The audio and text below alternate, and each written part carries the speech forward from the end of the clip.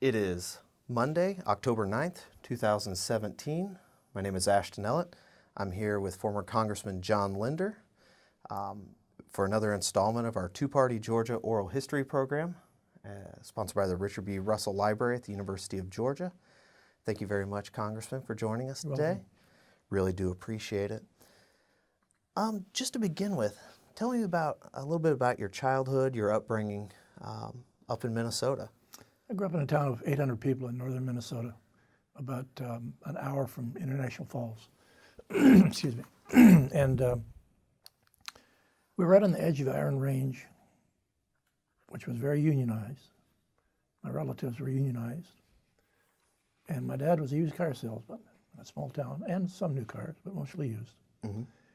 He had a keen interest in politics. He was a Robert Taft conservative Republican.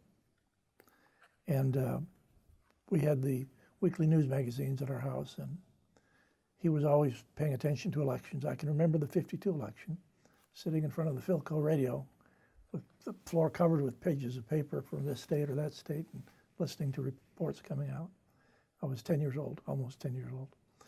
And I came out of that with a sense of an interest in politics, and spent a good part of my earlier life reading a lot of that stuff, started reading books. And I had a sense that ideas were important. Our town was mostly Democrat.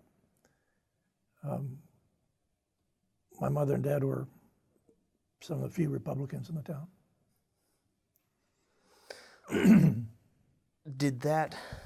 How did that affect being in a minority opinion, politically speaking, in a heavily unionized town? How did that affect you, the development of your political understanding? I don't know how it affected the development, but it made me work harder to get my facts straight, to be able to argue. We didn't have a lot of political arguments. There wasn't a lot of political discussion in the town. The most exciting thing that happened politically in that town was in 1960 or 60, I think it was, when they had a election for mayor, and the guys at the pool hall played rummy and whist at the pool hall every night, decided to elect the garbage man on a write-in ballot, and he won. And he was a good mayor, very good mayor. But most of all, it was fun. But it made you think hard about what you believed because you heard the other side all the time. Tell me about your education. What sort of educational background do you come from? I went to dental school. I spent 3 years in college and then went to dental school for 4 years. I met my wife in June of 1963, and we got married in September of '63. And 2 days after our wedding, I started dental school, and she started her first job ever. And we never had a honeymoon. It was mostly work. And came out of dental school and decided to get out of Minnesota, or it'd be just too easy just to stay there and find a practice in the snow. Sure. So I went in the Air Force, 67 to 69. And I was stationed in San Antonio, and we discovered that people can actually live without snow. And concluded that we were going to move to a state that didn't have snow. We had friends who had moved to Atlanta, Mm-hmm. told us about it. And I flew over one time and borrowed a car from a friend, drove around, decided this is where we're going to live. When I got out of the Air Force in August of '69, we moved to Atlanta. What part of Atlanta did you settle in? Well, I was practicing on Roswell Road near Sandy Springs. And in 1st of February of 1970, we moved into a house in Dunwoody. Okay. And we lived there for 24 years, I think. Describe Dunwoody in the county as you found it when you first settled Dunwoody there. Road was a 2-lane country road with a cattle farm on each side. A little different than... And we moved into a house in a little neighborhood on the end of Ashford-Dunwoody Road. Okay.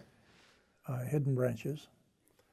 And today there are more square foot of office space in Perimeter Center than there is in downtown Atlanta. Really? So that's been quite a change. We saw this coming. I was part of a small group that decided to incorporate the city of Dunwoody in 1972. And we got some support from our legislators. The problem was that Dorville was annexing property, moving into Dunwoody, and as soon as the annexation was done, they'd rezone it commercial.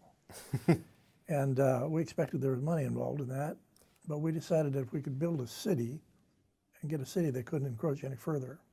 They were coming down Tilly Mill Road into Dunwoody. I actually drew the charter for the city of Dunwoody. It passed the House by getting the requisite 2/3 members of the local delegation to sign on. It did not pass the Senate. But I was interested in politics from that time. So that was really the catalyst. That and my interest, my general Sure. interest, yeah. So in 1974, a seat opened up in that area for the Georgia House. Harry Geisinger ran for governor. And I just decided in May of that year that I was going to run for that seat, and I did. Describe for me, if you will, the sort of, DeKalb County was really the heartland of Republicanism in Georgia. It was a centerpiece. At Bob that Gould, time. after the 72 election, was a senior elected Republican in Georgia. What was it like to be surrounded by Republicans or a Republican brand or flavor in such a heavily Democratic state at that time? Dunwoody wasn't like that. Dunwoody was a lot of migrants. Okay. A lot of people moved in from their companies, and when their companies tried to move them elsewhere, they decided to quit and become a consultant or something. But it was full of Yankees. My first race in '74, my opponent kept hammering on the fact that I was a Yankee, and he didn't seem to realize that about 60% of Dunwoody was Yankees. It was, when I got in the legislature, my first year was January of '75. I was 32 years old. And we had 21 Republicans in a 180-member House. And the Senate had 5 senators out of 56. Paul Coverdell was the leader of the Senate. And we had, up to that point, we knew each other for a few years, and we talked a lot about this. And Paul called a group together in January of '75. Excuse me. Paul and Newt and me and Mac Mattingly and Bob Irvin. And we decided that we had to come up with a basic for believing in the Republican Party on ideas, because much of it was the remnant of the Goldwater race. Mm-hmm. And it wasn't on ideas very much. And so we started having regular meetings, and we started reaching out. Paul was an organizer of meetings. But when I was the guy who got in the car and drove to Savannah and talked to 7 ladies about organizing a Republican women's club. We, in '76, I think it was, we decided to act like we were running a statewide campaign. And we made Mattingly the candidate, and we built a statewide campaign plan, moved him from city to community, had people in that community put him up for the night, found small newspapers that would interview him at an editorial board meeting, found small radio stations that would interview him. And we just tried to see if we could build a statewide organization, a campaign. And that really was the beginning of it. He wasn't running for an office, but we just wanted to see if we could move the ideas about. And we kept to a few small ideas that we just harped on. And then everywhere he would go into a community, if we had Republican candidates for another office, he'd talk about those candidates. Mm-hmm. What were some of the, well, actually, what was the state of the Republican Party, the state organization, as you found it when you first became an elected official? You said it wasn't necessarily an ideas party and that had been remnants of the old Goldwater takeover. What was the party like? What was the party organization like in terms of finances, in terms of structure, personnel? Finances. We never had finances. All the money in this state went to the Democrats. Mm-hmm. And it was non-existent for the most part. The Republican Party had 2 or 3 big meetings a year, and everybody fought over who got to sit at the head table. But it was the same faces day after day after day, or year after year. In 70, might have been 78, we decided to see if we could pass a platform that stood for something, and I actually wrote it. And we took it to the state convention. And the state convention that year was in the old Marriott in downtown Atlanta. I remember Harold Stassen came by. I said, "What in the world is he running for now?" But we passed that. First of all, the platform that I wrote was really controversial because it had some really strong ideas in it. And I had some big debates on the floor. We passed it, Mm-hmm. but it forced us to have some ferocious debates on the floor. What were some of the What were the ideas that were so contentious, we'll say? Mostly reorganizational stuff. I remember one, who was the Jewish guy out in Marietta that was hanged for killing? Leo Frank. Leo Frank. I put in the platform an apology for the response to Leo Frank and the way he was treated, and that really generated some talk. Well, seems like an odd provision. Yeah, it was. What was your thinking? My thinking was that we do the right thing and stand up for a question of morals, character. I hadn't spent a whole lot of my life worrying about it, if you want to know the truth, but I thought it was something we could see what this party was made out of. And I had a Jewish friend, Stanley Baum, said, "You don't want to do that." I said, "Well, yeah, I do." And it passed. 1976, we had some great contention because I was the Reagan guy in Georgia. Right. And Paul Coverdell was the Ford guy. Paul and I had a very wonderful friendship for many, many years. But every 4 years, we'd take opposite sides in a primary and debate each other. And we carried Georgia. I got a call from Reagan's people to chair their state convention, or the state operation. I said, "I won't do that because I'm creating some waves here, and I'm going to hurt you. But I'll get my neighbor to do it, and I'll help him." Was that Sam Tate? Sam was my first campaign manager. He'd never done politics before. But I got Sam to do that, and Sam and I did the Reagan thing. Sam died in 78. I was Reagan's guy in this state. That generated a lot of excitement. That really moved some new people into our party. What motivated you to support the governor over Gerald Ford in 76? I think politics is about ideas, and Reagan really had ideas. The moderate wing of our party, whether it was Ford or George H.W., they tend to want to get things done. Mm-hmm. They tend to be practical players. Let's just get the guys around, it was always guys, around the table and work this out. I wanted to break the table. I think the ideas were, we need to change things. And Reagan came in with some pretty explicit, forceful ideas, and he stuck to them. I used to tell people that I was with Reagan a lot, and he never remembered my name. I was with George H.W. Bush some, and he always remembered my name.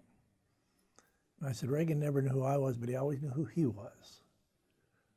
And President Bush never knew he always knew who I was, but he never seemed to know who he was. He didn't seem to have a set of principles, convictions. He was a highly moral man and a highly principled man, but not a driver of ideas. And so I was a Reagan guy. Not to get too philosophical too quickly, but do ideas or principles, does that sometimes hinder governance or trying to enact you need policy? to define governance. Sure, sure. If governance means to cave into everything and let the establishment that built this huge, meticulous organization over the last 60 years keep it in shape so everybody's got their finger in, I say let's don't govern. Let it break it up. Government's like a huge Rube Goldberg machine, and it's got a dial here and knob here and a chain and a pulley and all this. And the moderates want to come in and just turn these knobs a little bit. We're in the midst of a discussion over tax reform. People are bragging about Ronald Reagan's heroic tax reform in 1986, which lasted exactly 4 years. We had 24,000 pages of regulation that was simply onerous and had to be fixed. And that bill, which was called the Bradley-Gephardt bill, after two Democrats, Right. got rid of most of the deductions and brought us down to 3 levels of taxation, the top one being 28%. Just 4 years later, we had 5 levels, the top one being 33%. 3 years after that, we had 7 levels, the top one being 39.6%. And at some point, somebody's got to say, we got to blow up the damn machine. Not just adjust it, because everybody who's going to come along thinks they can adjust it better. And that's sort of where I saw Ronald Reagan. So you were at, I don't want to say at odds with your fellow Republican leaders. How did Reagan help bring in sort of grassroots? Because Ronald Reagan won those primaries in '76 and 1980 pretty handily. First victories in '76, North Carolina he won, in Georgia. Right. Pushing it was a contested convention in '76. Ford won on the first ballot, but it was contested. What do you think brought out people in non-traditional Republican counties, rural Georgians, small town Georgians? The night, I think it was the night of the Georgia victory. We were downtown in a big crowd. There was new people there, people I'd never seen before.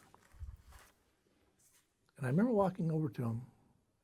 These people, they're not going to meet you at the Capital City Club for lunch. They carry a brown paper bag to work, or a bucket. And they were thrilled. Some of them drove long distances to be there that night. And I remember walking over to someone and saying, well, why are you here? This young lady said, when Ronald Reagan spoke, we thought he was speaking to us. He connected in ways that others just never did. He actually spoke directly to the heart of the American people. And those people came in and they changed Georgia Republican Party. I want to talk about subsequent changes to the party as well, but a little bit more about your time in the legislature. What was it like being part of the Republican caucus in the late 1970s here in Georgia? Well, Tom Murphy used to treat us like gnats. He'd keep going like this. But we really had a system that was built to provide various political power positions in a one-party state. We have more elected statewide officials than almost any state has. And each of those positions has 2 staffs, one to keep them elected and one to hand out checks. And we were constantly talking about reforming and changing. I once introduced several bills to have them all be appointed selected by the governor. So he had a cabinet. I remember a huge problem in the insurance department when Warren Evans was appointed by Joe Frank to be insurance commissioner. And Joe Frank would say, that's his, it's his department. He runs for election. And I think the governor ought to be held responsible for those. I introduced bills to make them all appointed, including superintendents. Mm-hmm. And I never got any passed, but Zell picked up the superintendent one and changed that one later. And I once asked Zell if he wished he'd have done all those others, and he said, oh yeah, take them all at one time, but he didn't. We were a go-along, kind of get-along caucus in the early 70s, in the mid-70s. And in 76, Jimmy Carter wins. 2 Republicans switch parties, George Williamson and John Savage. Mm-hmm. And we're 19 out of 180 now. And some of us started thinking we got to do more than this. In '84,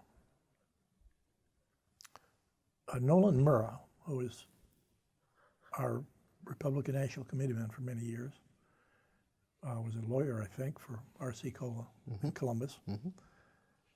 And he called me and said, we're going to build this organization called Operation Breakthrough, Georgian for a two-party system. And we're going to recruit candidates, and we're going to give them money, real money. And I was the lightning rod. I was the elected official who was a lightning rod after that. We had a fundraiser. Haley Barber came and spoke at it. That's when I met Haley in 1984. And Paul was chairman of the party. He wasn't too keen on all this at the time because he saw it as a conflict, but we worked it out. I had members of the Georgia House and members of the Georgia Senate call me furious because we were going to make the Democrats mad. and we shouldn't be running against them. And I said, well, how do you build a party if you don't run candidates? One person suggested that we don't run against any of them for 10 years and then surprise them all and run against all of them. I thought that probably won't work. So we built this organization and raised a significant amount of money. And for example, I recruited Jack Kingston. He spent $8,000 in that campaign, and I gave him $5 of it. We recruited Frank Elbert and Augusta, and we defeated Jimmy Lester, the chairman of the Senate Finance Committee. We picked off about 15 or 20 incumbents that year, and that changed the party. All of a sudden, we were building a party. People who had been voting for Republicans at the national level all their lives started looking at Republicans at the State House, too. During the course of that, I was speaking in Columbus, and Jimmy Blanchard said to me, he was a banker down there, prominent banker in Georgia. And Jimmy said, John, what difference does it make who we vote for at the local level? These are all friends of ours, they're neighbors. They're all conservatives. We never voted for a Democrat for president. And I was coming home from that meeting thinking, we're going to answer that question. So Bob Irvin, who's a very smart guy, did a study, state-by-state study, how much government costs per capita. How much state government spends per capita. We discovered that those states that have cabinet offices and not all these elected offices spend considerably less than Georgia. And I was able to go around and say, if we were as efficient as the state of Teddy Kennedy and Tip O'Neill, we'd have $1 billion for education or tax relief in our current budget, because that's how much less they spend on the governance of it. The most efficient state in the nation was Kentucky, purely a cabinet-driven state, and there was $2 or $3 billion could have been freed up. And so we started talking like that, and Bob Irvin deserves credit for that research. And we started changing Georgians dramatically in terms of what you believe. And we started recruiting heavily after that. We were able to raise more money after that. I've got to say that in that 1984 Operation Breakthrough, the Luce Group kicked in a lot of money to start that. I don't know if you ever heard of the Luce Group. Is this Henry Luce? No, Bob, a group of Atlanta businessmen, Okay. led by Ed Noble, Bob Redfern, a bunch of names like that. Alex Smith, I think, was in it. Those guys got together. I think there were 20 of them, and they all chipped in a few $1,000s. They started supporting candidates, and they gave me $20,000 out of it, money we raised. It was a huge start. The Luce Group has been around probably since the mid-'60s or early '70s. Fred Cooper has been leading it for a significant amount of time. And I'm told that Saxby Chambliss has sort of taken over the leadership of it going forward. But they're a very solid group of very conservative business leaders who contribute a lot of money. Are these the same or some of the same people who helped fund the Republican Foundation that when Fred Cooper came in as chairman? Same people. Okay. Same people, yep. So how how were Republicans able to persuade large dollar donors when they didn't really have any power, so to speak, in the state? We just kept harping on the ideas. We just kept harping on the ideas and reorganization. We just kept convincing them that you're supporting a dying organization that's built for itself. We're going to be there because we have the right ideas, and the arc of history is moving in our direction. And it wasn't easy. Mm-hmm. I'll tell you, a lot of corporate Georgia supported Roy Barnes against Sonny Perdue. Sure. And I remember having a conversation with Sonny after that, saying, Sonny, please remember, politics is about tomorrow, not yesterday. These people always give the incumbents, and they're going to be on your side next time. Most big political givers give for access, and money goes to incumbents. Is that just the reality? That's just the reality of it. Is there any way to change? Well, we started changing things in Washington when we got the majority. Mm-hmm. Washington is a town of Democrats. K Street is populated by Democrats. People who have been staff director of an important committee wind up in an important lobbying position. And for 40 years, there were nothing but Democrats. That's a fair point. And so they wound up running the town. And so if they're running the American Dental Association PAC, to be fair, they'd give 70% to Democrats and maybe 30% to Republicans. When the Republicans got the majority, they'd give, and I was a dentist. Yes. I know these people well. When we get the majority, they would give 50-50. Thinking we're being fair. I can recall standing up in front of a very large group of lobbyists once and saying that access doesn't get bills passed. You need to start acting on your beliefs, not your friendships. Well, speaking of Congress, what led you to seek election to Congress out of the State House? Ben Jones defeated Pat Swindle. Right. I was strongly recruited to run against Pat Swindle in 1988. In a primary. In a primary. And I was told that he was going to be indicted. And I said, well, it's interesting news, but my son's still in high school. We're not going to do that yet. So I ran 90 against Ben Jones, who had defeated Pat Swindle. And I lost to him by 2 points, I think, 3 maybe. My argument was that Ben Jones is a very nice guy, and he'd make a fine congressman for Boston or San Francisco, just not here. His ideas just didn't fit. Even though he had built up this persona as the good old boy. It was a shtick.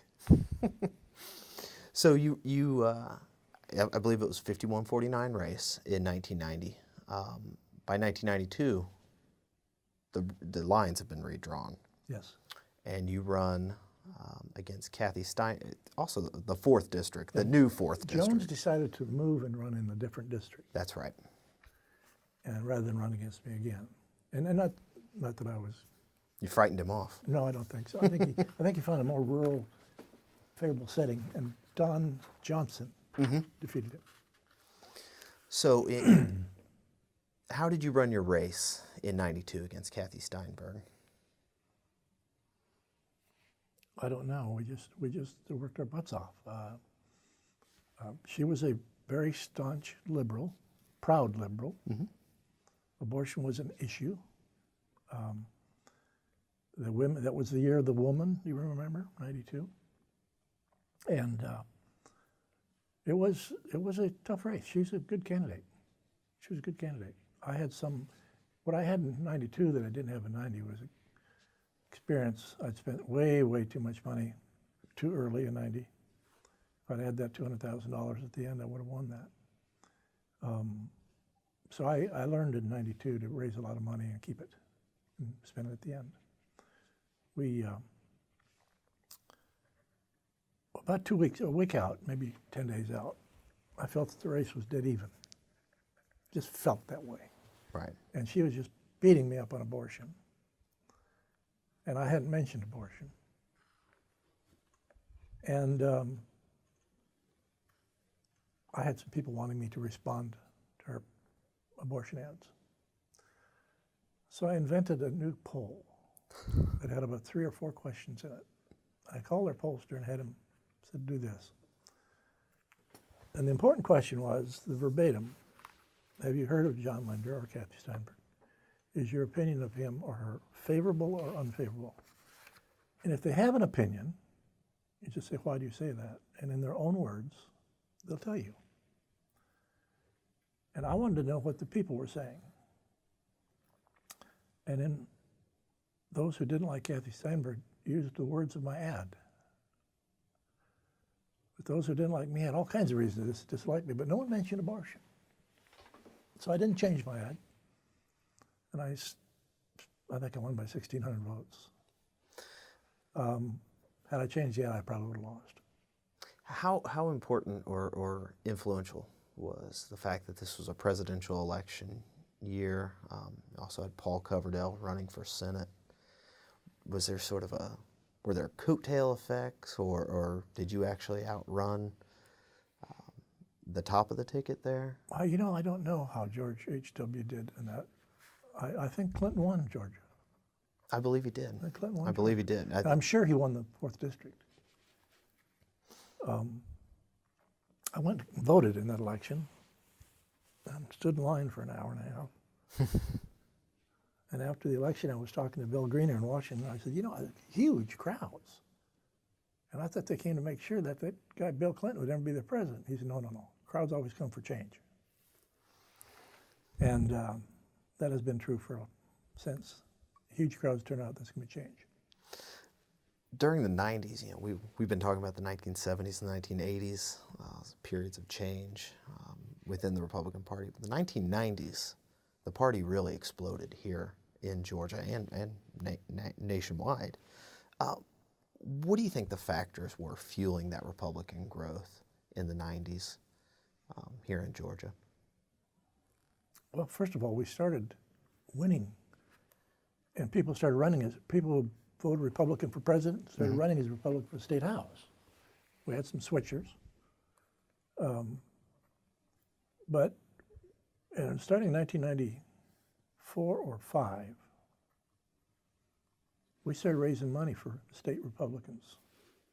The congressional delegation started raising money for state Senate. Eric Johnson was the Senate leader at the time, and a very good political guy, really strong political guy. And we raised as much money as we could for him for the Senate, and we raised money for the House campaigns. But we were able, I did a lot of recruiting for the State House and State Senate during that time, urging people to run.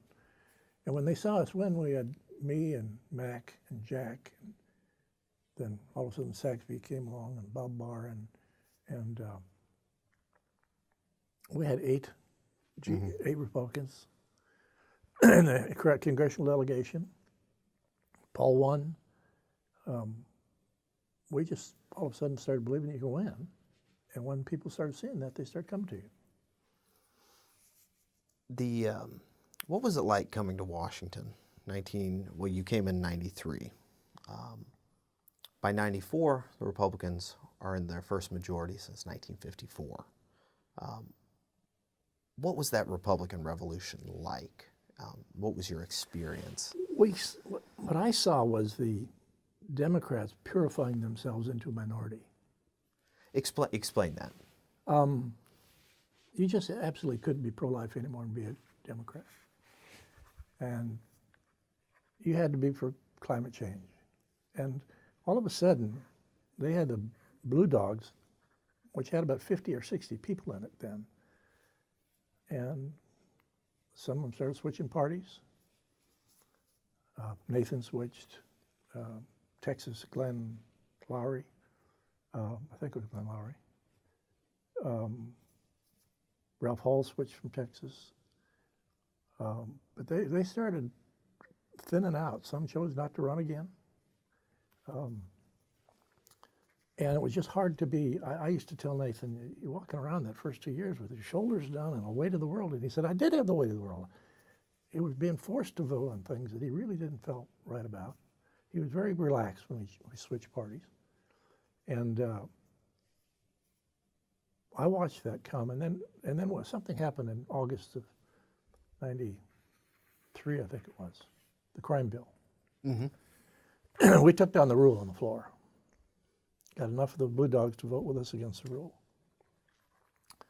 And we were up at midnight to 4 in the morning in meetings with Republican, Jennifer Dunn was in the meeting. She was a freshman with Dick Gephardt saying, here's what we need to do to make this thing work. And we saw blood on the walls. I mean, when they crashed over that crime bill, we got really enthused. And then it was about late that year when Newt got the group together and became the working group. And we met every Friday afternoon.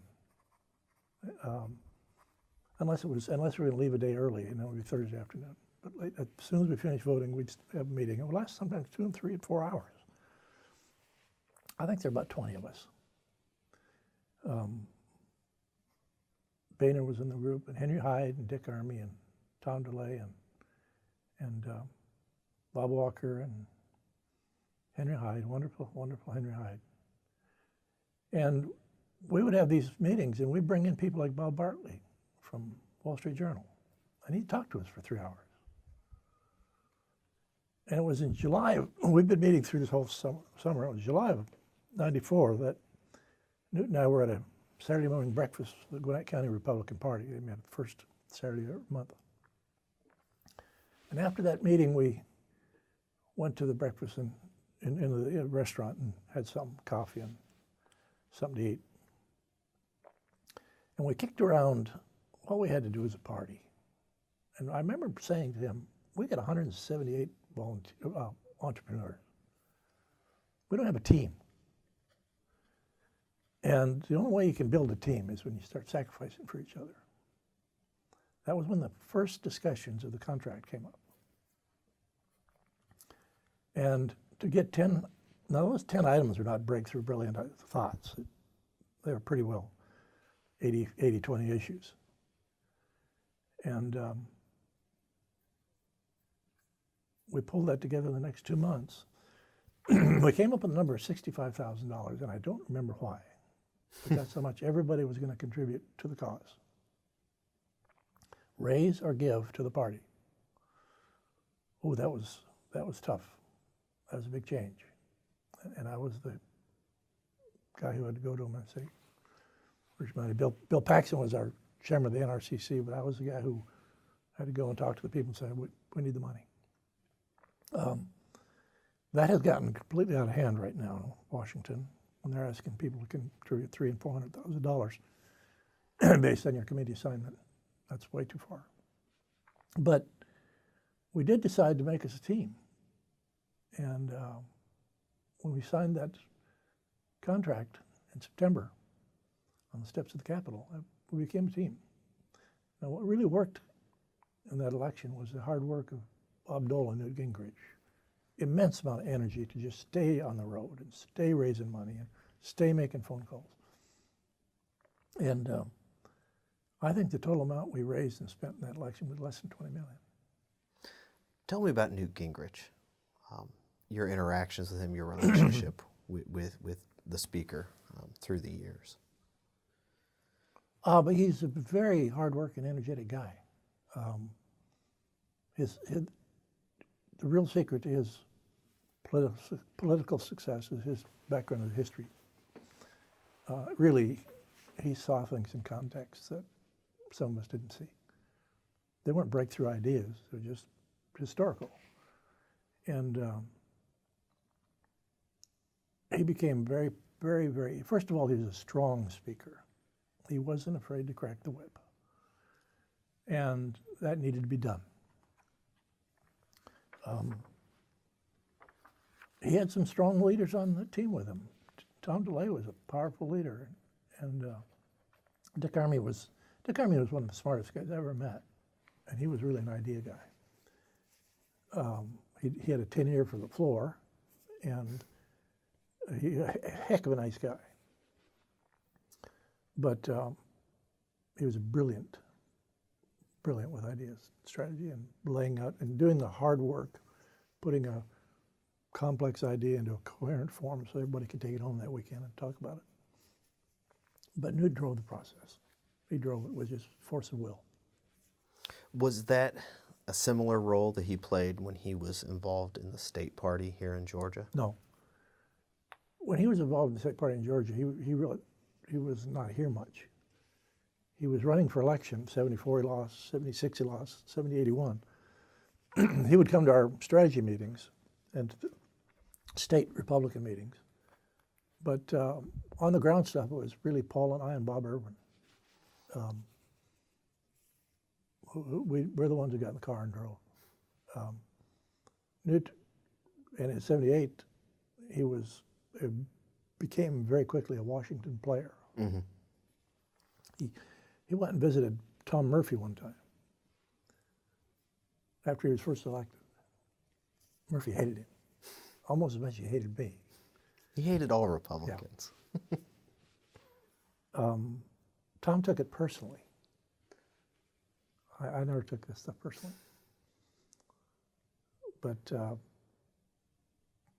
Tom told Newt said, how did you get where you are? And Tom said, help others. Just help others. And Newt spent, before he became whip, a decade going in others' districts, raising money for them, giving speeches. He was very good on his feet, as you know. Hmm. And so that he could be funny, he could be clever, and he was in high demand as a campaigner for others. And he won that whip position by one vote against Bob Michael's guy. What did it mean to have the Speaker of the House from Georgia? Did it mean anything materially or I don't know? Did it mean bacon? Did we yes, get bacon? No. Yeah. No.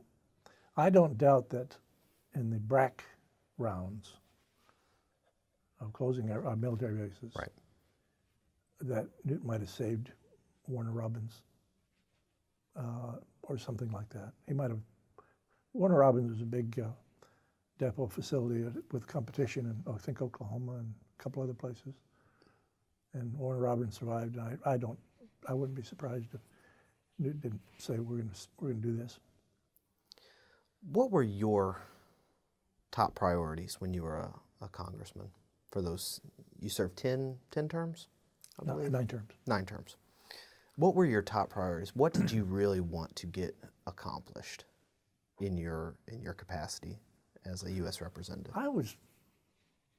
I did some small things that don't deserve to be even remembered, but I was always trying to put big ideas on the table. And for starters, I was political. I went there to do what we could to build a majority. And then I became chairman of the campaign committee. And after that, I kept going. From the day I got there, I kept talking to Bill Archer about sales tax. He was a huge fan of going to a national sales tax. And the people who put together that program, the fair tax, were from his town, and he knew them well. I never did understand why Bill didn't introduce it. But one day he called me and said, I want you to meet these people. And I did.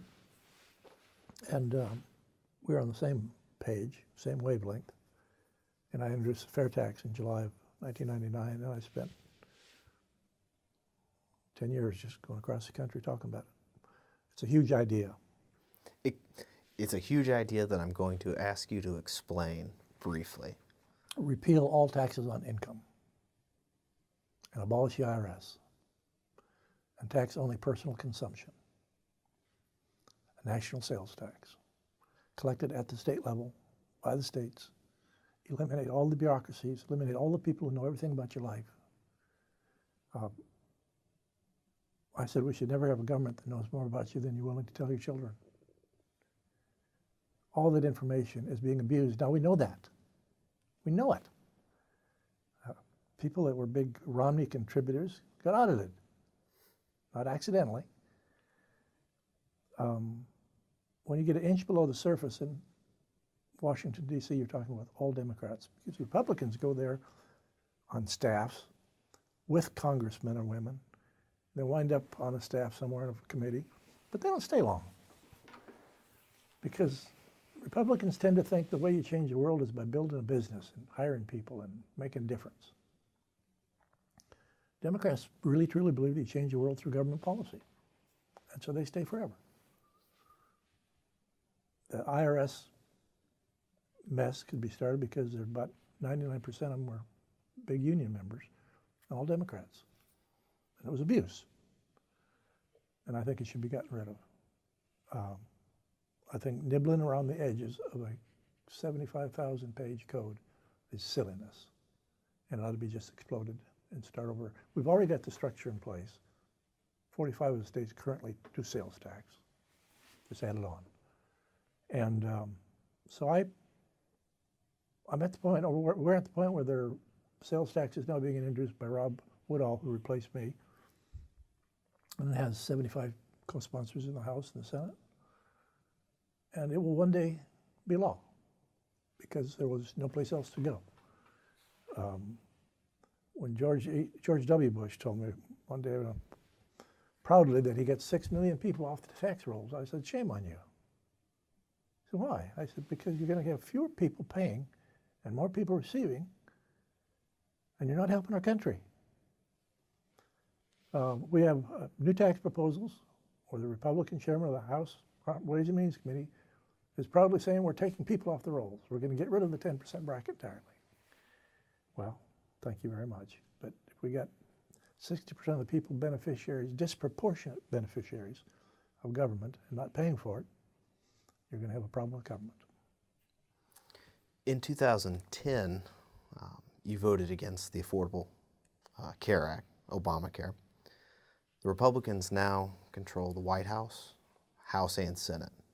For, let's see, that was 2010, it's now 2017. The refrain has been repeal and replace, repeal and replace. Why has that not happened yet, despite 3 or 4? Timidity. On whose part? The establishment. They're afraid that if you take 26-year-old children off mommy and daddy's policy, that people will get mad at them. When we passed the Affordable Care Act, Steve King introduced a motion to, I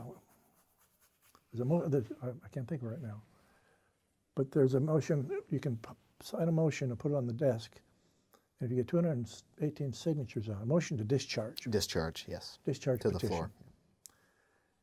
If you get 218 signatures on it, your bill goes directly to the floor for a vote. And his bill was to repeal Obamacare. And our leaders, John Boehner particularly, urged Republicans do not sign that because some of these people who got new benefits are going to be really angry with us. At some point, we got to just say you're going to make decisions. You got to make decisions. I don't know anybody who can tell you that our healthcare system is in better shape than it was in 2013 when Obamacare became effective. Don't know anybody who thinks that. We made the mistake in Obamacare of worrying about people who are insured instead of worrying about people who are cared for. So if you got an insurance policy you can't use because it's $12,000 deductible, you haven't got much. But politicians can proudly say, I got you insured. We see a lot of timidity in the establishment, and part of it is because the overwhelming mainstream media is one-sided and will beat up the Republicans, beat them up. An example of how badly Bill O'Reilly was being beat up and how much they're staying away from Harvey Weinstein on the same issue. So Republicans don't like to go home and answer questions about why the article was in the paper. So they choose to ignore them or avoid them. And I've been seeing this for a long time. I saw it first in 97 or 98 when we said no tax relief for people who don't pay taxes. And in fact, we sent out our more vulnerable members to hammer that issue home, meaning that people who do not have a tax burden shouldn't benefit from an increase in a tax, irrevocable, a refundable tax credit. We're talking federal income tax. Yeah. Okay. And then, when some of our leaders decided we're going to get hammered for taking something away from poor people, they put these vulnerable guys out on a limb and then cut it off because it was timid. Because we knew where Clinton would go with this, and that timidity. Leaders should be willing to lose a job. Go out there and make a statement, or take a position, and put it on the line. Government isn't the be-all and end-all. Is that how you explain the 98 midterms? Yeah. You were chair of the NRCC. That's correct. Is that how you explain the mediocre performance Republicans had? No, I'll tell you how to explain that. Okay. On the Wednesday before the election, a story went out on the Washington Post above the fold by C.C. Connolly that this election was down to Newt Gingrich and Bill Clinton, two great old generals of the two best war machines, fighting their last war. I'd spent 2 years trying to not talk about impeachment and to change the subject. And for the last 6 days, that's all they talked about was Gingrich versus Clinton on impeachment. And that changed everything. So nationalizing the race around that that focal point. Issue that really wasn't a popular issue. We were trying to keep that as not a national race, and we were advertising on crime and education in various districts. And Joe Gaylord, who's a consultant for many years and friend of Newt's, worked in the NRCC, and he had a commercial cut that was pretty explicit. And I said, we're not going to run that. And Jim, our national chairman, called and begged me not to run it. I called Newt and said, we're not going to run that. But I don't know if it's actually run or everybody got word of it, but it became the story. I was on 3 weekend shows, and that's all I wanted to talk about. So you remain in Congress, survived the Clinton administration into the George W. Bush administration. But back in Georgia, Democrats were still in charge of drawing districts. In 2002, you, along with your fellow colleague, Bob Barr, were drawn into the same district, as were Jack Kingston and Saxby Chambliss down in South Georgia. What was it like knowing you were going to have to run a primary against one of your Republican colleagues? Well, Bob could have run in the same district he represented for several years. He chose not to. He moved into that district. 60% of that district was Gwinnett County, which is my base. And I stayed there. And Roy Barnes told me one night, he did all that on purpose. I said, I know you did. He said, I knew you'd win. I said, wasn't any fun.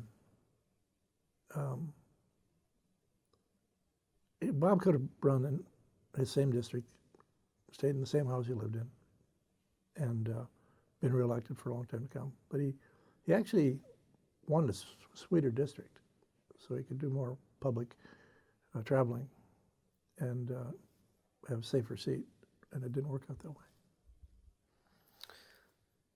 Why'd you decide to retire from Congress when you did? It was time. Just time? Yeah, I've been there 18 years. I was 68 years old, I guess. And I just said, at some point you got to move on. And I'd seen so many people overstay their welcome to the point where they were no longer as sharp as they were, and they couldn't be defeated at home because of what keeps people in office for a long time is all the work you do for constituents. When I was running against Barr, and we were doing these polls, you wouldn't believe how many people commented on the things that my office did for them when they had a need, and that constituent service over time, bills, and people tend to stay elected based on that. They've got a nice staff in the district offices, and I just thought it was time. Did you ever think of leaving the House for the Senate? I did in '96. You did. And I concluded that Sam Nunn probably wouldn't run again. And I had several people come to me and urge me to run for that seat, including Guy Milner, who ultimately ran, and Clinton Day, who ultimately ran. They both said they'd raise money for me if I'd run for that seat.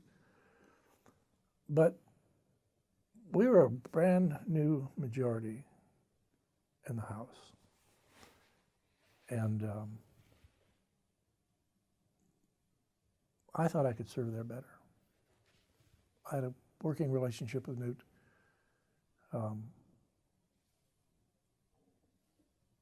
I just thought I could serve there better.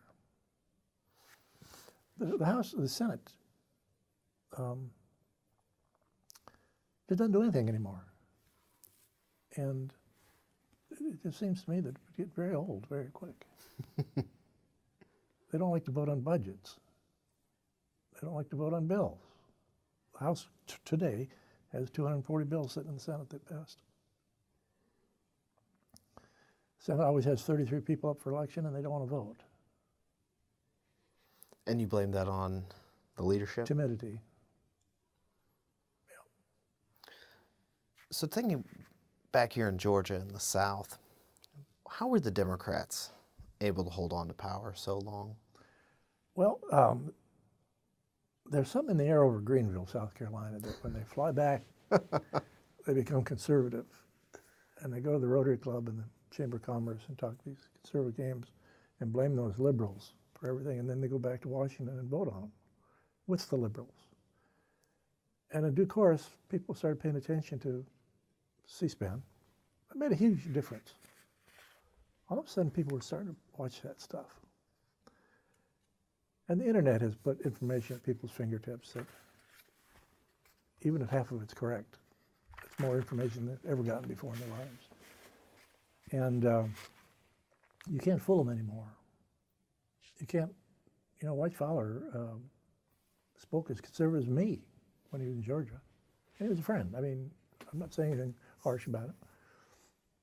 But he voted pretty consistently with the liberals.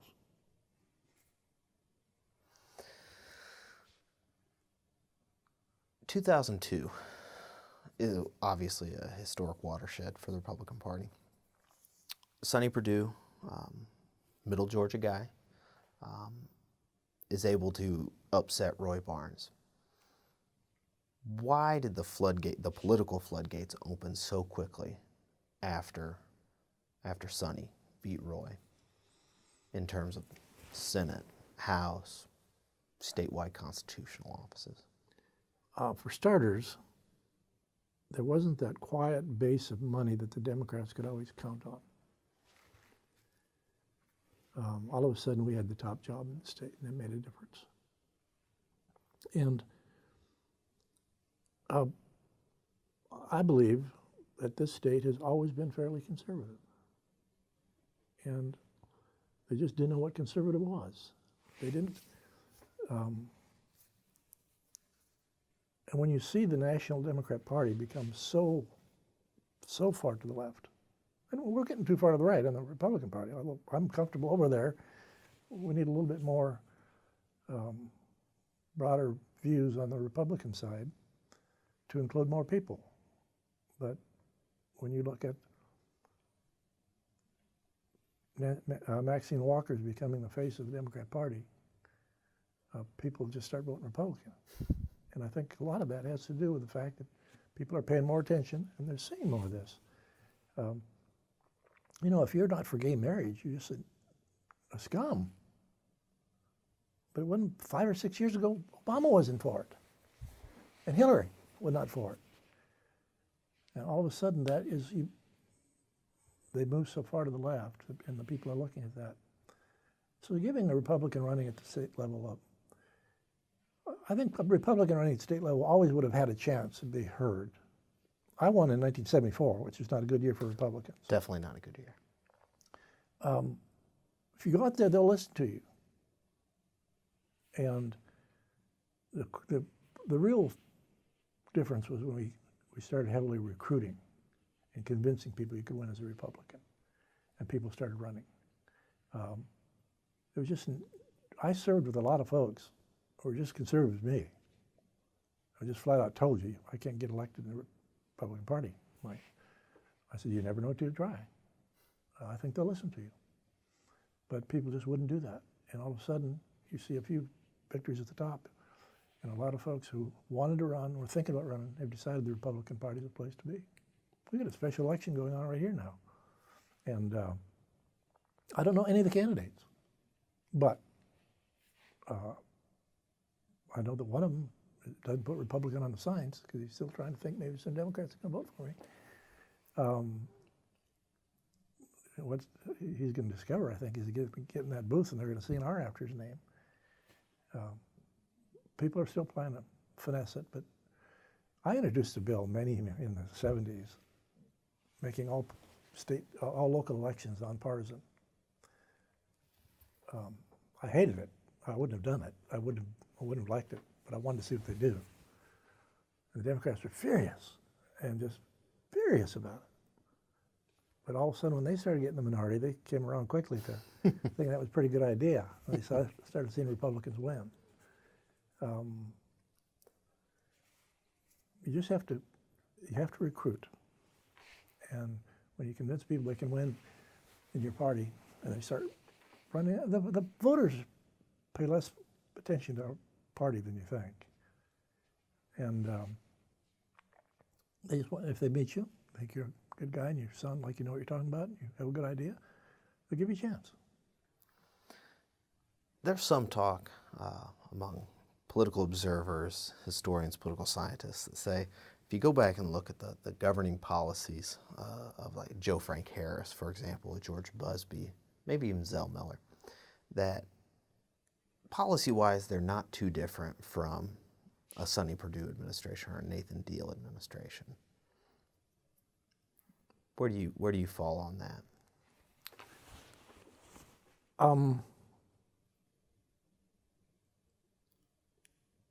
I think a two-party system is good because it puts more competition for ideas. I think Sonny was far to the right of Joe Frank. Joe Frank came up with quality basic education. You remember that? QBE. And the whole thing was to throw more money at it. George Busby was a very good governor, but they all nurtured this huge, meticulous machine that had been built for over 150 years in this state. And don't chip away at it, don't harm any of it, don't hurt it. I don't know if Nathan's taken away any of that stuff at all. I thought Sonny, I thought the state tilted a little bit right with Sonny. What they're not willing to do is cut back on the spending. My last budget that I voted for, 1990, I guess, was 1.4 billion. It's now 20. 40 years, it's gone up 20 times? I don't think so. I don't think so. I would love to see someone run for governor this year on some big ideas. And I think you could get in that race late and talk about big ideas, and all the baloney you're hearing there will just go away. How would you define the Republican? You're talking about big ideas or big policies or just policies in general. What are the main priorities of the Georgia Republican Party today as a governing party?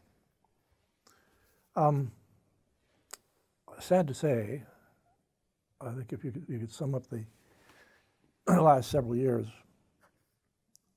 by just saying we're going to try and do it cheaper. And what I would do is try and do it different. I don't think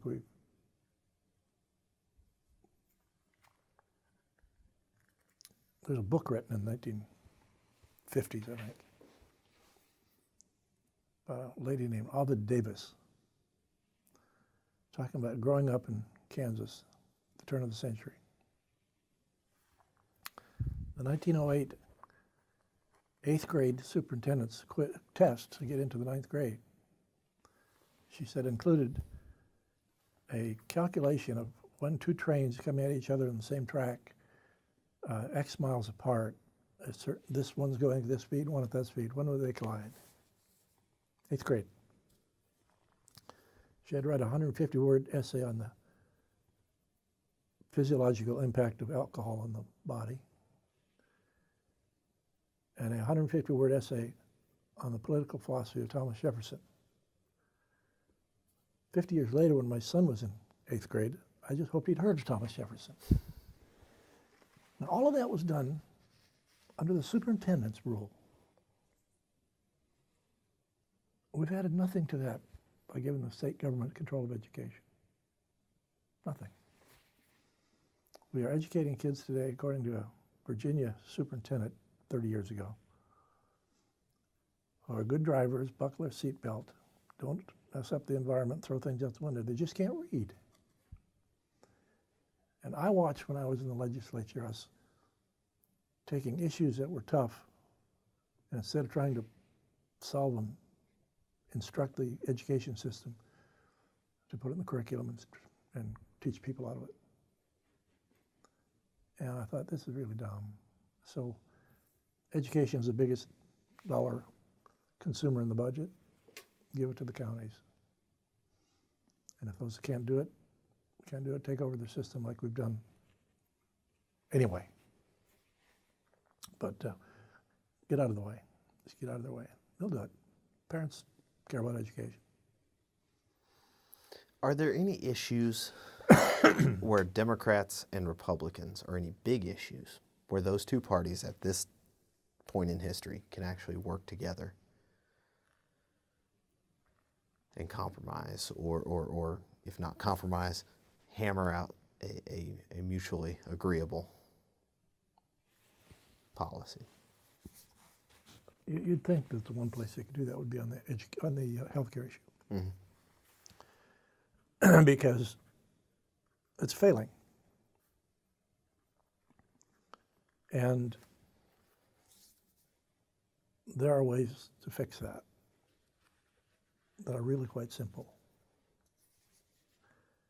But one side is staked into the language of repeal in place, and the other is staked into the language of do not repeal. And I don't see any meeting in there. There's some easy solutions for that. Would fix a lot of things in a big hurry. I don't see us getting there. I've actually had some communications with some of these senators and with Price before he stepped down about some things that could be done.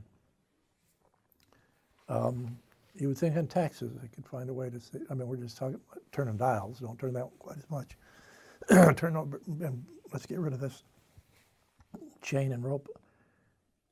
But I don't know that they want to do that. Republicans believe less taxes grows the economy. And Democrats believe that less taxes lets rich people off. I don't see where they're going to go with that. I think the Democrats have decided that they can cripple this president and just don't let anything pass. And I expect you're going to see an effort to get rid of the filibuster, to get something passed. Do you think Mitch McConnell will allow that to happen? Yeah. He hasn't shown any. No, I know it. But if there's no movement whatsoever on any bill, because the Democrats are going to stick to the filibuster on anything that he wants to get done, he'll move. You could have made the same argument at Harry Reid about 5 years ago. Sure. On healthcare, if you had your best guess, which is more likely, a Republican-led repeal and replace effort, or eventually some version of universal health care, socialized health care, Medicare for all at this point? I'd say it's 60-40 Medicare for all.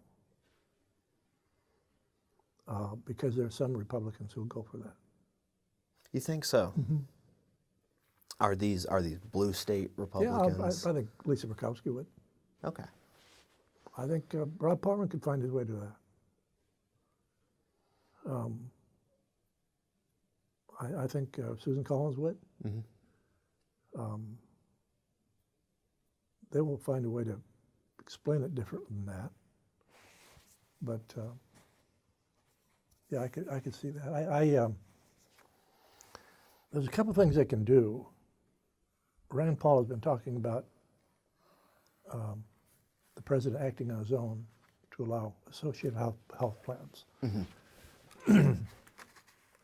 That's not a final solution to anything, but something can be done. What I see happening right now is Lamar Alexander and Patty Murray trying to find a way. And you know what? The language they use is stabilize the health insurance system. And what they really mean is to write checks to health insurance companies, give them back those billions that they were expecting to get under the Obamacare rules. I can see people, it scares the hell out of me, but I can see people saying we got to do something and let's move toward government health care. Would ending the filibuster now under Republican leadership make that more likely once the Democrats were in charge? No, I think if you move toward more government medicine, the Democrats jump on. There's an interesting conversation between a Republican and a Democrat in a plane going home in 2009 when the House was in the middle of this. And the Republican said to the Democrat, this can't work. This simply can't work because there will be no private insurance market anymore. People just leave. And the Democrats said, we don't care. As long as you get the architecture in place, you'll never change it. And I see that coming true. I see it coming true. In fact, the Democrats said, I know, but we don't care. And is this a true story or is this apocryphal? True story. So the fact that the infrastructure is in place, I can't remember who I was talking to or who I heard this from, that the election to end Obamacare, repeal and replace the Affordable Care Act, was not 2016 or 2014. Or excuse me, it wasn't 2016.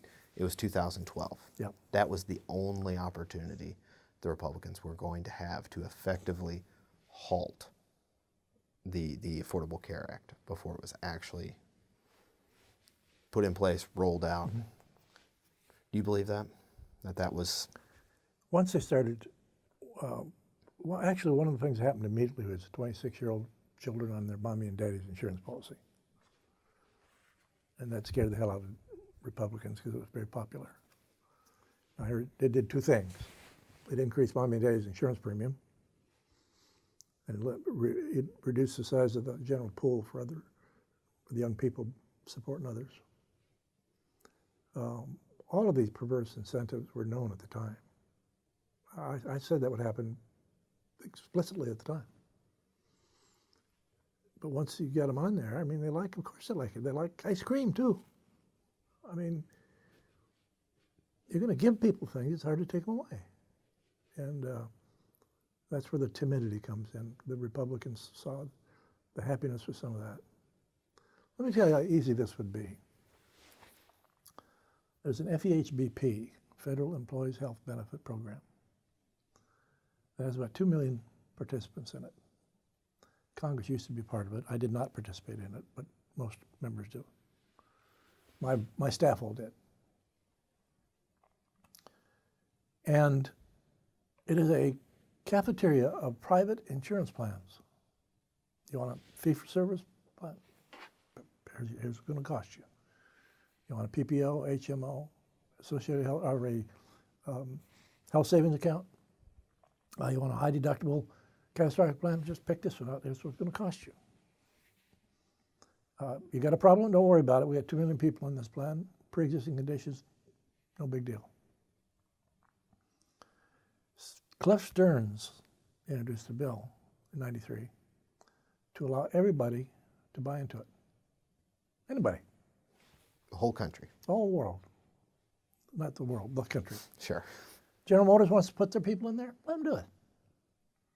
If Sonny Perdue wants to put the Medicaid population in there, go ahead. Here's going to be your cost. There are 3 things Republicans want. They want cross state lines, they want associated health plans, bigger buying groups, Right. and they want tort reform. 2 of those are in the FEHBP.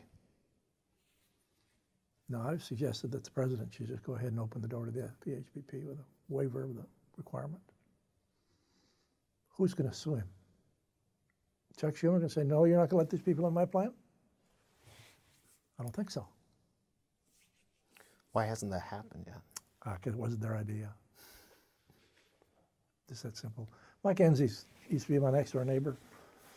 He's got an interest in it, and he's talked to me about it a couple times. I put it in front of Richard Burr and Price. And, it's not my idea. It's Cliff Stearns. Just open the door and let them in. And then I would do something. I could have sponsored a bill with Roy Rowland in '93 to dramatically expand community health centers. We have 9,000 now. Make it 15,000, put them in rural areas and poor areas. Let anybody go in and get treated for free. We've spent about $110 billion on health care last year.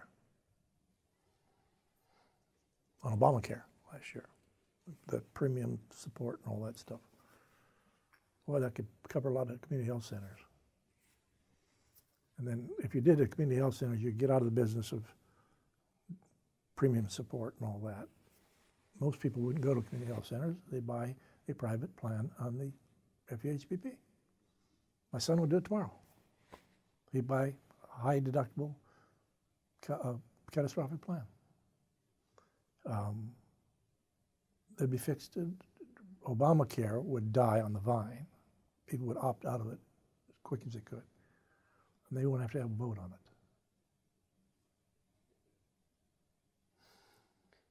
We've talked a lot about timidity.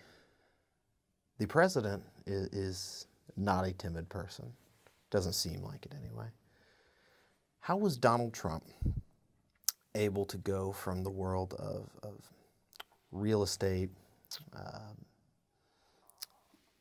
reality television, into a Republican primary that featured Jeb Bush, the son of a president, brother of another president, Marco Rubio, Chris Christie, Ted Cruz, and run roughshod over the Republican Party? The wall. The wall. The immigration was that defining of an issue. I read a lot. I used to write weekly. Mm-hmm. I haven't been lately, but I've written hundreds of articles since I retired. And I wrote several articles saying, why doesn't everybody see what he sees? I mean, this is huge. Why doesn't everybody see this? The one I was most disappointed in was Ted Cruz, because he actually agrees with it. Jeb doesn't. He thinks immigration is an act of love. And Marco got himself in a real problem with immigration when he first got elected, trying to be part of the Gang of Eight. Reform, right. I was communicating regularly with one of Marco's people, and Wood Ayers was his pollster. I said, you got to get right on this. You just got to get right on this. I told them that in 1941, we built a 1,400-mile road from Dawson Creek, Dawson City, to Tokalaska, through the Canadian Rockies. We did it 10 months. She'll even build a damn fence through the South. Marco should say something strong like that and get fixed on his. But he didn't. He didn't. It was that simple. It was immigration. That's an issue that people feel on a daily basis. You go into the store, and nobody talks your language anymore. Or you get on the phone. Now, we need comprehensive reform? No, we just need to enforce the law. Just enforce the law. The law is fine in the books. I introduced a bill one time that was exact, almost paragraph for paragraph, same as the Mexican immigration policy, Mexican immigration law. Oh, it just made people mad. They've got a tough law, and they enforce it. Or just do the same thing. What are the incentives to slow walk or prevent the Trump immigration policies for Democrats or for Republicans? Democrats are looking at voters. Real simple. I never felt any of this when I was there because immigration wasn't that hot an issue, actually, in 2009, 2010.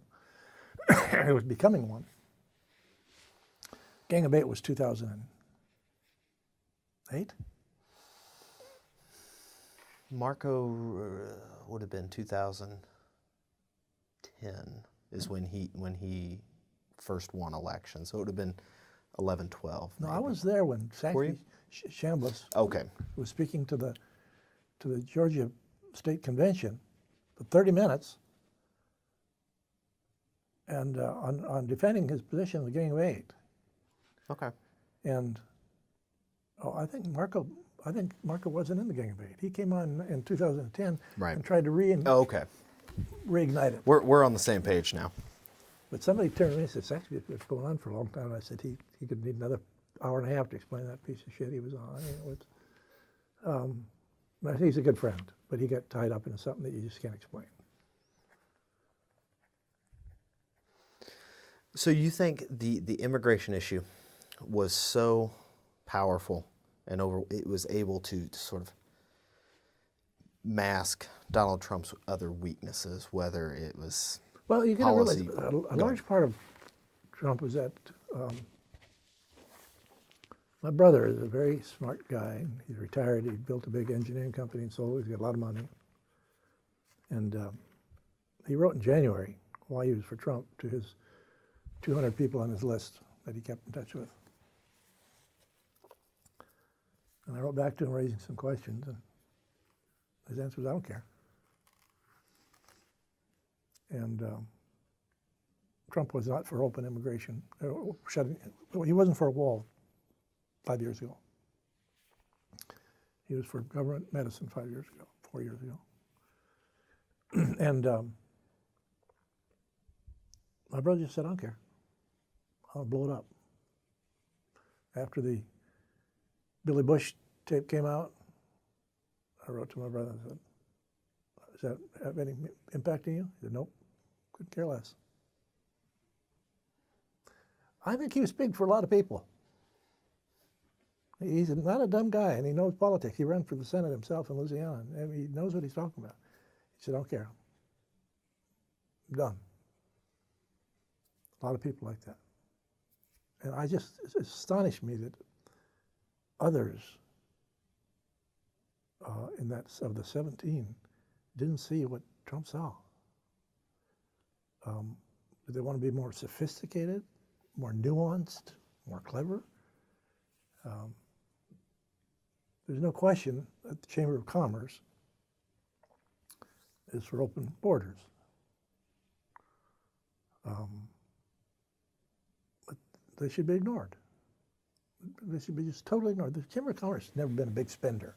People have this notion that Chamber of Commerce elects Republicans. I was in a meeting with Haley just after we got the majority, and mostly Chamber of Commerce types, and in the Capitol Hill Club, and he said,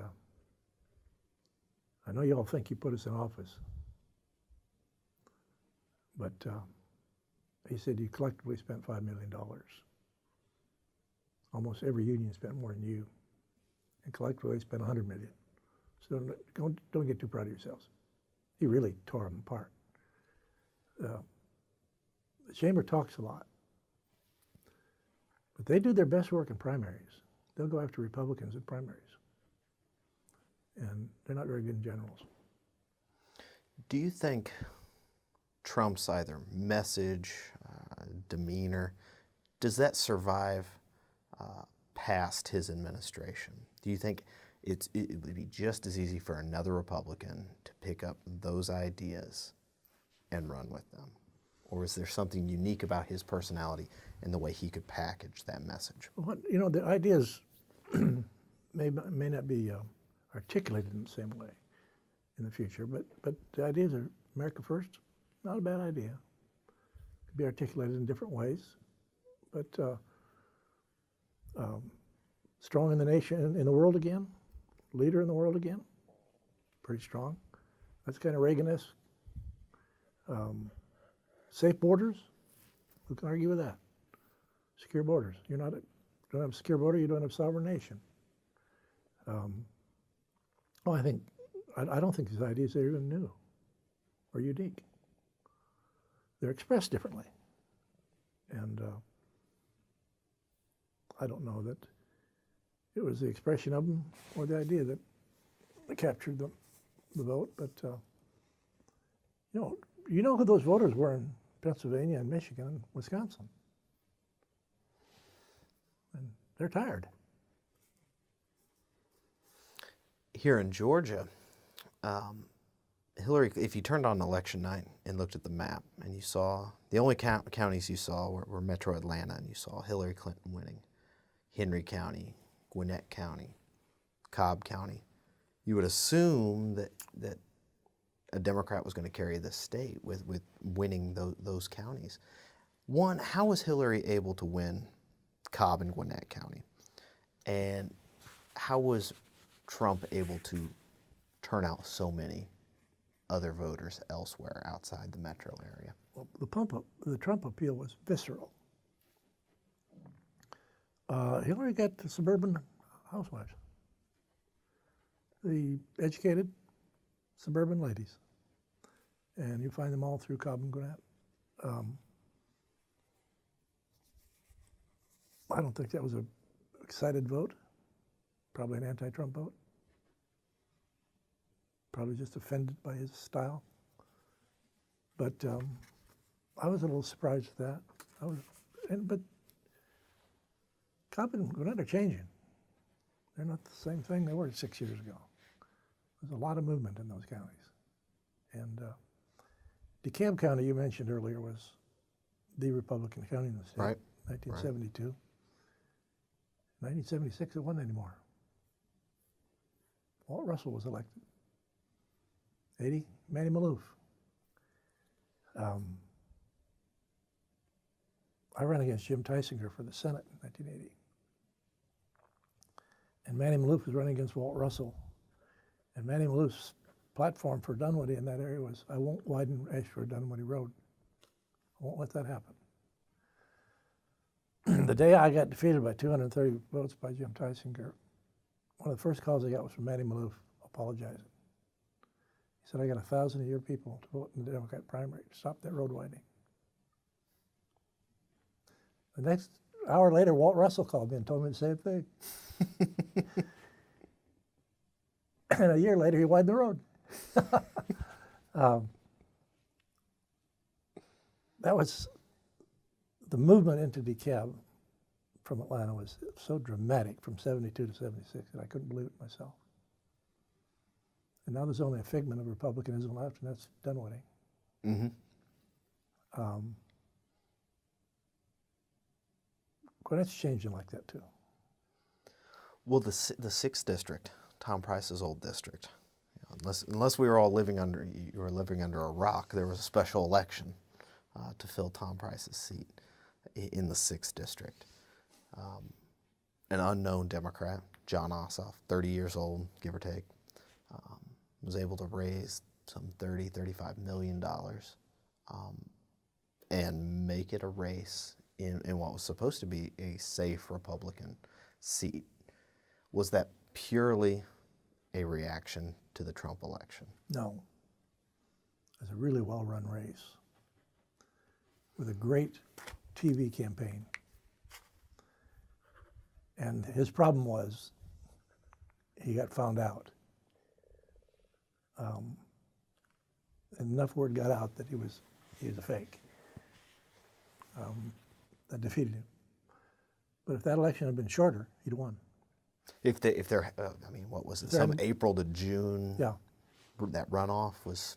If that had been a shorter election, he'd have probably won it. A great TV campaign, and he created a candidate. It was a pretty good candidate, a pretty good TV message. Just there was nothing behind it. And Karen was very good in the last couple of weeks in the debates and staying on message and forceful. And I think people saw through it. There's rumors that Ossoff's going to run again against Handel on the 6th, but I was speaking with some political observers that think the Democrats actually have a better shot at knocking off Rob Woodall in the 7th than the 6th because of demographics. Do you think that demographics are going to play that heavy of a role in races like in the 6th and the 7th? Yes. I think Rob will survive another 2 elections, and that'll be redistricting again. And what did Rob get last time? 50-some%, 58. Mm-hmm. He'll make it through to 2022. Right. And the redistricting will strengthen his seat. It's happening fast. It's moving fast. I represented Gwinnett for the entire time, and much of Gwinnett. And I remember No Child Left Behind, terrible, terrible bill. And I'm sorry I voted for it. And testing kids in October in a school, a classroom in October, and then the same classroom in April, has a nice ring to it if you're from Iowa. But when you're in South Gwinnett, those aren't the same kids being tested. The kids you tested in October are no longer there. They're in another school. Someone else is in there in April. And in a rapidly changing environment, those kinds of national mandates for results are meaningless. What do you think the greatest threat to the Republican majority is in Georgia? Oh, people get so comfortable in their political power that they sit back and start taking advantage. They start making themselves comfortable. And people don't last very long as reformers. And that's too bad, because there's a lot still need to be done. An awful lot needs to be done in Georgia. It just never got done. I go back to '94, then Bob Irvin did that research. You could see that, you could just see the size of the governance and the structure built up for labor secretary or insurance commissioner, and all of the various farm commissioner, egg commissioner. And Tommy Irvin just about came unglued when he saw me introduce the bill to abolish his election. And he came to see me. I remember I was in a Veterans Affairs meeting, and he just came and said, "I've got to talk to you. I've got to talk to you."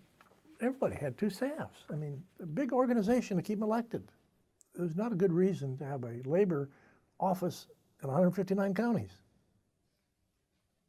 other than keep Sam Caldwell elected.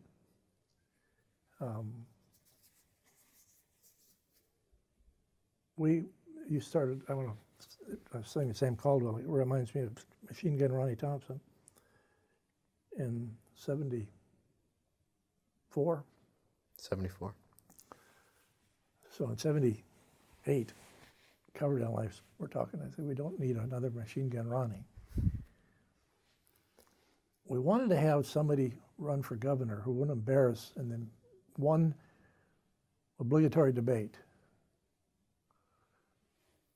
And we not only had machine gun Ronnie, but before that we had a couple of carpet layers run for governor. And so we decided Rodney Cook was chairman of the party. But the rule was that you couldn't run for office if you're chairman of the party. Right. So we had to change that rule. And we got Rodney to agree to run for governor if we changed the rule. And we sat down and plotted and schemed. I took the Republican, or the Reagan contingent, and Paul took on the Ford contingent. And we had to get a 2/3 vote of all the members of the executive committee. We met in this building over on Howell Mill Road, right off Highway 75, I forget, some hotel. And we had a hell of a turnout. I mean, a huge turnout. And we got up there and started talking to him about having somebody represent us. And you all meet with Rodney regularly at your executive committee meetings. You know he's a respectable guy. That's what our intention is. And I laid out all the details of this thing. And then Paul got up and he spoke and he said, I just feel like we're in a church. And the bells are ringing, urging people to come to the Sunday service. And the music is blaring over the speakers. And everybody comes rushing down the road, and they open the door, and there's nobody inside. And that tickled the crowd, and they voted for it. It was narrow. I think we passed by 1 or 2 votes. And then Paul and I got heard from George Busby, who was absolutely furious, just furious. And we both said, George, I mean, you're going to win. You get all the money. We want to look respectable. But he never stopped. Oh, he was mad. He never forgave us. Never got over it. But then Rodney started thinking he was going to win. that was even. We laughed about that for a long time. but Paul had when he said that he opened that church and there's nobody in there, and he was right. We had the edifice of a party, but nobody in it. What's it going to take for Georgia Democrats to regain, either regain power or become a regularly competitive party statewide? Georgia's going to break down into white and black parties.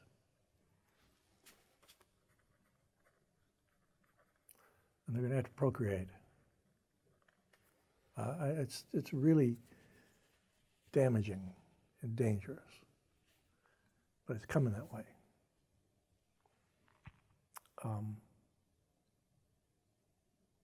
The Democrats are going to have to find a way to moderate the black voice in their party. And when we met in January of 1975, one of the things that caused that meeting was our worry about race changing, becoming an overburdening definer of party. And I really thought we changed a lot when we did that.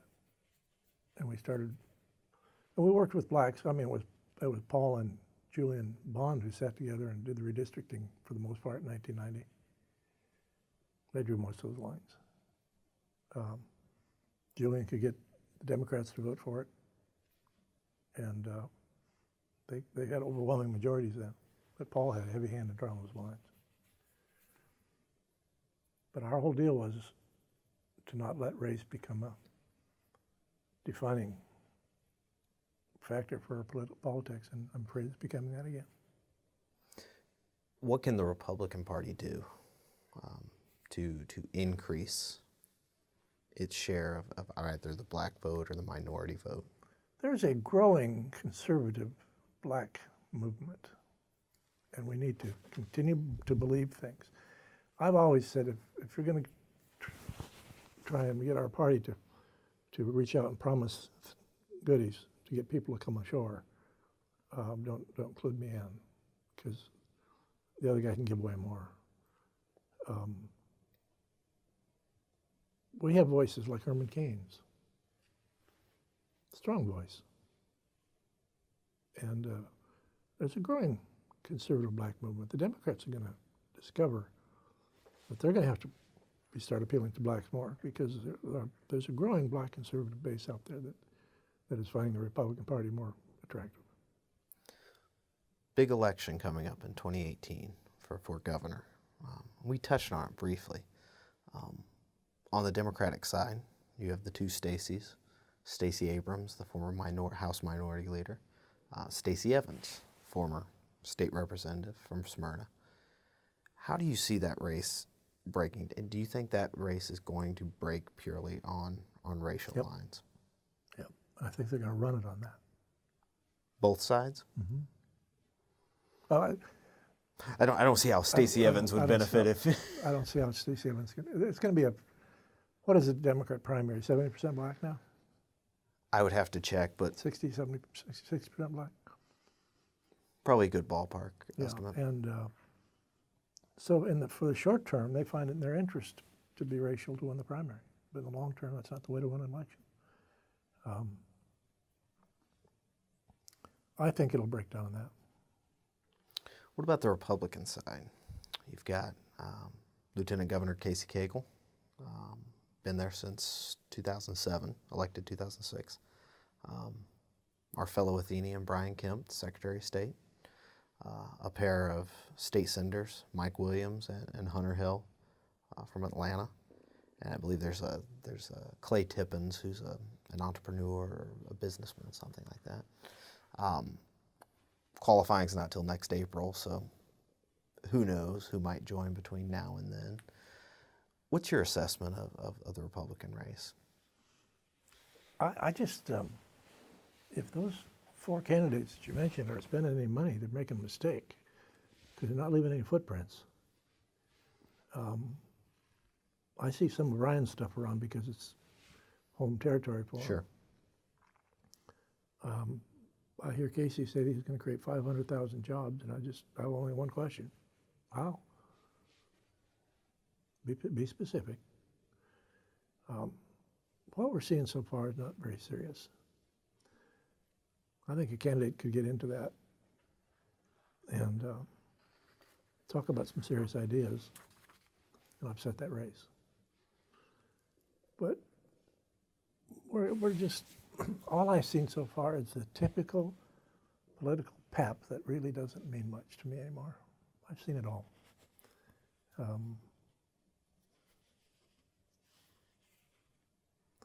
I hope a candidate comes along that says serious things. What would it take? I tried to change things once in 1986. And I had in my office Larry Thompson, Fred Davison, former president of the university. Right. Alton Cruz was the superintendent of Gwinnett County Schools. And a guy from South Georgia who was big in the peanut business, whose name escapes me. And I had some more in line. I sat down and said, you need to run as a team. Fred runs for governor. Larry, you run for attorney general. Peanut guy for egg. Alton Cruz for school superintendent. And you need to promise that within 4 years you get rid of your job, except for governor and attorney general. We'll take all these appointed jobs and turn them into governor's cabinet, et cetera. It was along the lines of the research Bob Irwin had done. And I said we could raise the money as a team, and wherever you go into a neighborhood or a county, you can talk about the others too. And let's just run on a big idea. And Fred was ready to do it, and Larry was ready to do it, and Alton Cruz was thinking about it. And I got to go talk to Mattingly and Coverdell. They got shot down because Mattingly thought he had a deal. And if we don't run against Joe Frank, they won't run against him. And Paul called me and told me about that. I said, Paul, are you kidding me? You think they're going to keep their word? Well, they knew Whitefowler was going to run, but nobody's going to raise him money. I said, we'll see. So my idea was shot down. And on the Friday night after qualifying closed, Sam Nunn was doing a fundraiser for Whitefowler. And I thought it would have been interesting to run a big race and get everybody involved at all these state offices. But maybe it was too big too soon. And instead, the Republicans got Guy Davis to run against Joe Frank, and not a serious effort. But no money in it. What does Georgia politics look like 10, 20 years down the road? Well, these pendulums swing so often that it's just hard to read them. But I can see young people coming in, and I still believe politics about ideas, and that's all I ever care about. And I think people will come by and put some ideas up and get them passed, and improve things.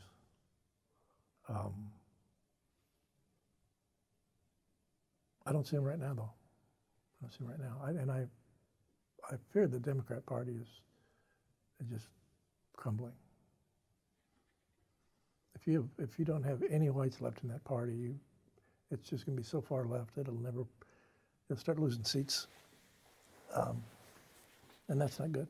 I used to say we have to have a bigger Republican Party, not because Republicans are bigger or better, but more Republicans will make the Democrats better. Competition always makes things better, and that's how I raise money. Well, anything else you'd like to record? I've said everything I know. Everything you know. Well, Congressman, I really do appreciate it.